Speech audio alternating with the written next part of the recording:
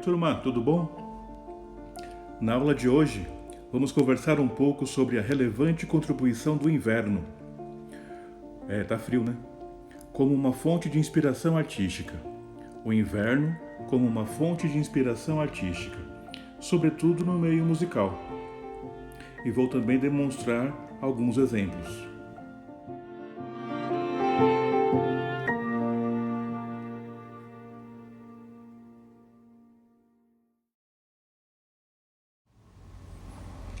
Khalil Gibran, insigne poeta e filósofo libanês, escreveu uma frase de grande beleza.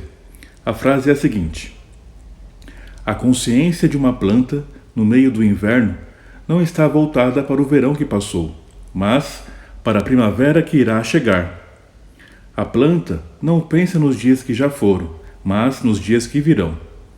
Se as plantas estão certas de que a primavera virá, por que nós, os humanos, não acreditamos que um dia seremos capazes de atingir tudo o que queríamos? E também Anne, proeminente poetisa da América do Norte, escreveu esta frase que, de mesma forma, tem um teor de grande beleza e sensibilidade. Diz assim: se não tivéssemos o inverno, a primavera não seria tão agradável. Se não experimentássemos algumas vezes o sabor da adversidade, a prosperidade não seria tão bem-vinda. Como puderam perceber, a partir das frases que citei, o inverno é uma estação que inspira a introspecção, ou seja, uma reflexão que a pessoa faz sobre o que ocorre em seu íntimo, sobre suas experiências, etc.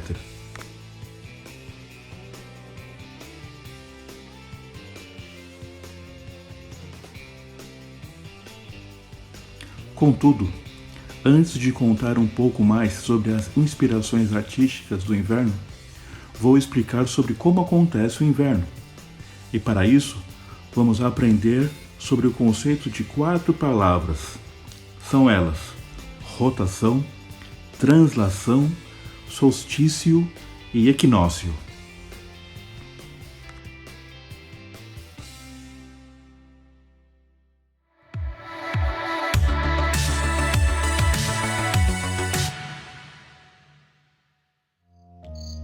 E quando deu meia-noite, a Cinderela saiu correndo pela escada e...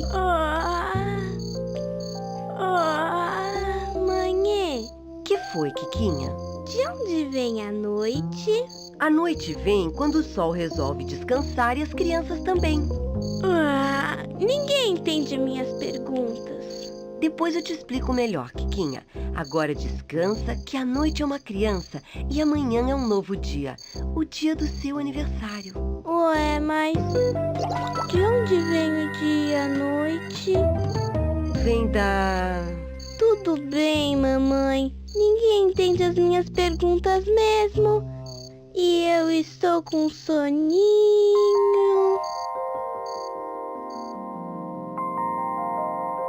Eu entendo, Kika. A gente chama de dia o período de tempo que a sua casa, a sua cidade e o seu país ficam iluminados graças aos meus raios de luz. E a gente chama de noite o período de tempo que eu desapareço no horizonte e a sua casa, sua cidade e seu país ficam no escuro. Mas neste momento é dia do outro lado do planeta. Por isso, uma parte da Terra sempre fica iluminada pelos meus raios. Na verdade, eu não descanso nunca. Ei, seu sol, mas por que isso acontece? A Terra se move, Kika. Ela gira sempre na mesma velocidade. E enquanto os meus raios iluminam uma parte do seu planeta, a outra metade fica escura. Esse movimento a gente chama de rotação. Nossa, tá ficando de dia de novo. Bom dia, Kika. Viu como o dia e a noite acontecem? A Terra demora 24 horas para dar uma volta completa, que a gente chama de um dia. Mas olhando daqui, parece que você que está se mexendo. Você não percebe o movimento da Terra porque também está se movendo junto com ela e na mesma velocidade. Já reparou quando você anda de carro? Parece que a paisagem está em movimento e você está parada. Mas é justamente ao contrário. A mesma ilusão acontece com o movimento do Sol. Por isso você tem a sensação de que está parada. Mas na verdade você está girando com a Terra. Que legal! A Terra é um gira-gira natural. Entendi tudinho. Quase tudo. Além da rotação, o seu planeta faz outro movimento. A translação. Translação? Translação é o movimento que a Terra faz em volta do Sol. Olha só, além de girar em volta dela mesma, a rotação, a Terra dá uma enorme volta em torno de mim. A translação. Essa voltona dura um ano inteirinho, Kika. Uau! Quer dizer que eu estou um ano mais velha! Parabéns para mim, nessa data querida. Muitas felicidades, muitas translações na minha vida. Para Kikarada, tudo! É pique, é pique, é pique, é pique, é pique. Bom dia, Kika, e feliz aniversário! Bom dia, mãe! Ah, que bom que está de dia! Que a Terra completou uma volta em torno dela mesma com um movimento de rotação e agora é noite do outro lado do planeta. E que bom que a Terra completou uma volta inteirinha em torno do Sol com um movimento de translação e eu completei mais um ano de vida e ganhei uma linda boneca!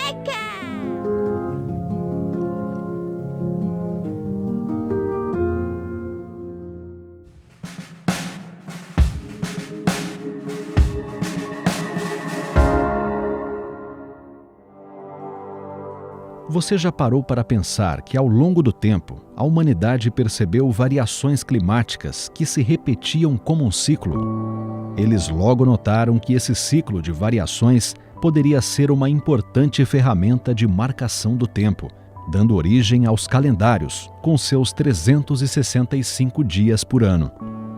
E é neste intervalo de tempo que temos as famosas estações do ano: outono, inverno, primavera e verão.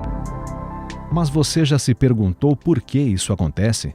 Qual é a relação astronômica entre o Sol e a Terra que gera esse fenômeno?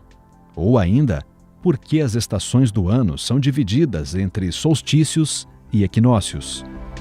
Afinal, o que são solstícios e equinócios? A Terra percorre um caminho ao redor do Sol ao longo do ano, o qual chamamos de translação ou revolução. Além disso, o eixo de rotação da Terra é inclinado com relação ao plano que contém esse caminho. A combinação desses dois fatores, translação mais inclinação do eixo, nos permite ter todos os anos o fenômeno das estações. Na realidade, as datas do início de cada estação do ano correspondem a 4 pontos específicos na trajetória percorrida pela Terra ao longo de um ano em volta do Sol. Daqui da Terra, a mudança das estações pode ser observada ao acompanharmos as posições do Sol no horizonte. Imagine que você esteja olhando para o horizonte e observando o belíssimo pôr do sol. No caso, você está olhando para o horizonte oeste. E então você, nessa data, observa o sol se pondo, mas no dia seguinte, você também vai observar, na semana seguinte, no mês seguinte, e você vai perceber que o Sol não está mais se pondo no mesmo ponto do horizonte que você observou pela primeira vez.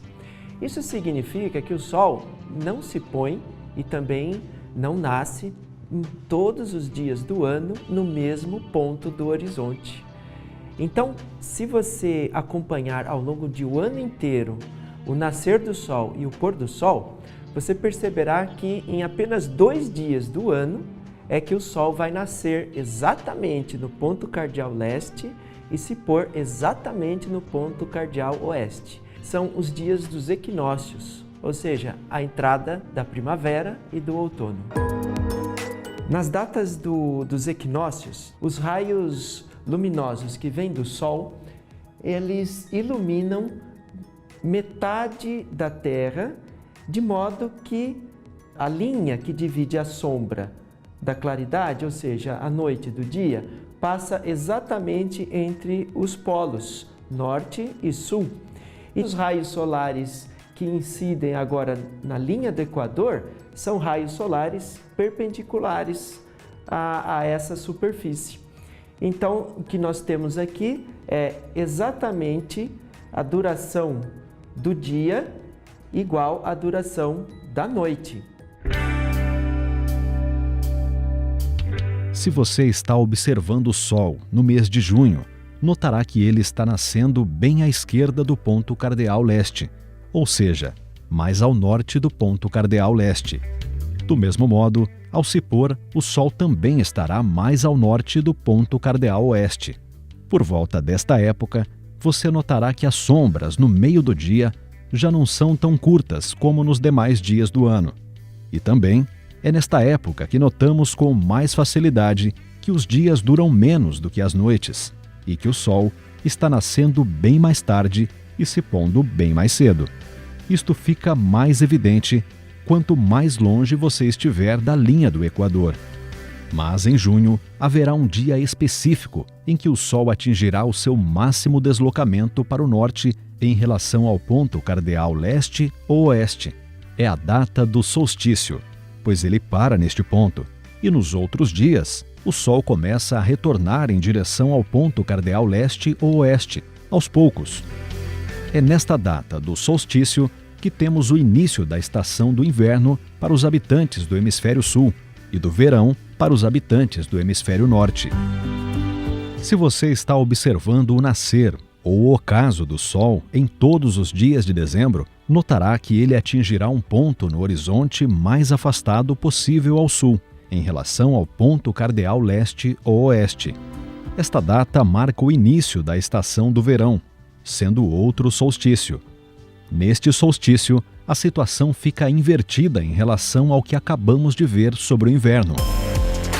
Agora que você já conhece um pouquinho sobre os equinócios e os solstícios, que tal aproveitar, aí em sua cidade, as particularidades de cada uma das estações que eles definem?